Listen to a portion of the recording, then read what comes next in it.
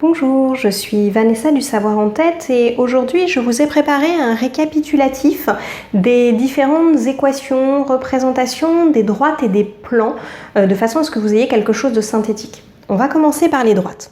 Donc les droites, la première équation que vous avez vue pour exprimer une droite, c'est l'équation réduite. Donc je vous rappelle que cette équation réduite, c'est y égale mx plus p ou ax plus b, ça dépend comment vous l'avez appris. Donc petit m ou petit a, c'est le coefficient directeur, c'est lui qui vous donne la pente de la droite, et petit p ou petit b, c'est l'ordonnée à l'origine. Je vous ai aussi rappelé comment calculer le coefficient directeur quand on a deux points de la droite. Donc c'est YB moins YA sur XB moins XA. Il existe déjà sur la chaîne un cours uniquement sur les équations réduites. Donc si c'est un peu flou pour vous, n'hésitez pas à aller la voir. La deuxième façon d'exprimer une droite, c'est son équation cartésienne. Donc l'équation cartésienne d'une droite, c'est ax plus by plus c égale 0. Donc pour trouver le petit a et le petit b, il y a deux méthodes. Vous pouvez le faire soit avec un vecteur directeur. Donc quand vous avez les coordonnées d'un vecteur directeur de la droite, il faut savoir que ces coordonnées, c'est moins ba. Donc vous pourrez trouver le petit b et le petit a à partir de là. La deuxième méthode, c'est d'utiliser un vecteur normal à la droite. Donc je vous rappelle qu'un vecteur normal à une droite, c'est un vecteur qui est orthogonal à un de ses vecteurs directeurs. Donc une fois qu'on a les coordonnées de ce vecteur normal, il faut savoir que ces coordonnées, c'est directement AB. Donc moi, je trouve ça encore plus simple quand on connaît le vecteur normal de l'utiliser parce qu'on est directement dans le bon ordre et on n'a pas de changement de signe. Donc c'est, à mon avis, encore plus simple. Et en général, vous découvrez l'équation cartésienne avec les vecteurs directeurs et vous ne verrez que le vecteur normal plus tard. Donc là, ça vous a donné petit a, petit b, mais il nous reste encore une inconnue qui va être petit c. Donc pour déterminer petit c, il va vous falloir un point qui appartient à la droite. Une fois que vous avez les coordonnées d'un point qui appartiennent à la droite, vous allez remplacer x et y par les coordonnées du point. Comme vous connaissez a et b, vous allez vous retrouver avec une équation avec une seule inconnue. Vous résolvez l'équation, vous aurez trouvé petit c et vous aurez votre équation cartésienne. La dernière chose, c'est la représentation paramétrique qu'on va pouvoir faire pour une droite.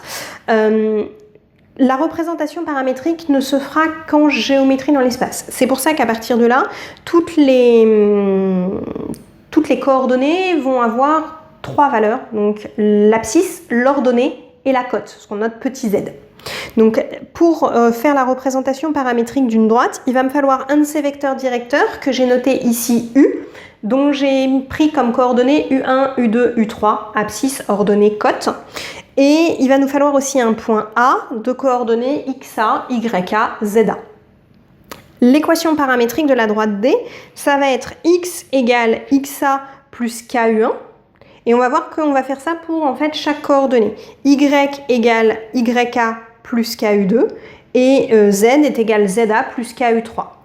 K est un nombre réel, c'est ce qu'on note, c'est ce qu'on appelle le paramètre de la représentation paramétrique de la droite D.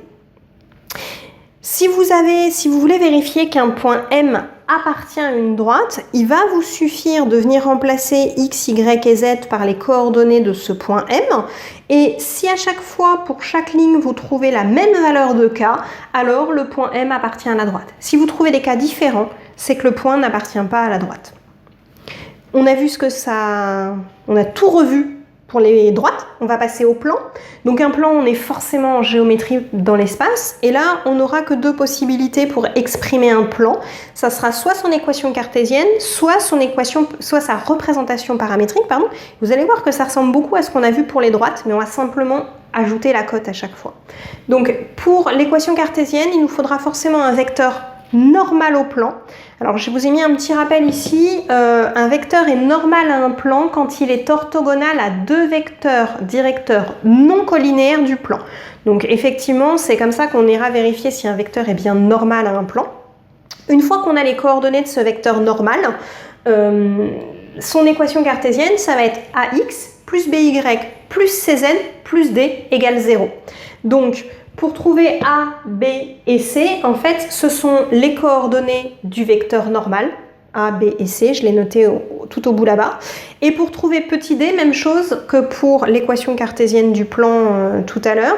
Il va falloir que vous ayez un point appartenant au plan. Vous remplacez x, y et z par les coordonnées de ce point. Vous n'aurez plus que d comme inconnu. Et vous pourrez du coup résoudre l'équation à une inconnue et trouver petit d et exprimer l'équation cartésienne.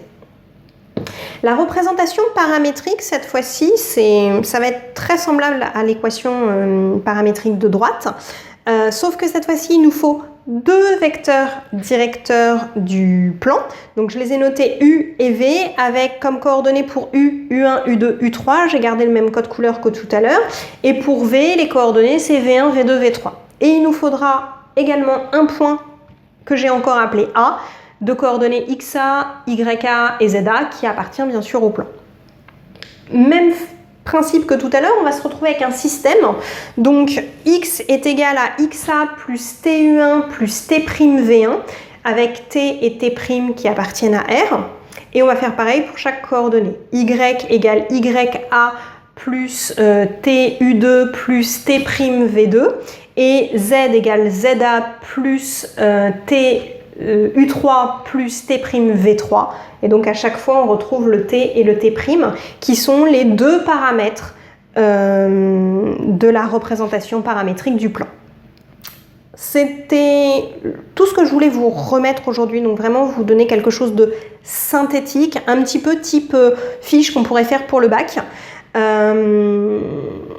de façon à ce que vous voyez les similitudes et les différences au niveau des droites et des plans. Si vous souhaitez en plus des conseils, des astuces pour apprendre plus facilement, pour mieux mémoriser vos cours, mais aussi pour augmenter votre concentration et diminuer votre stress pendant les contrôles, les examens, je vous invite à aller voir sur le site www.lesavoirentête.fr. Bonne journée, au revoir!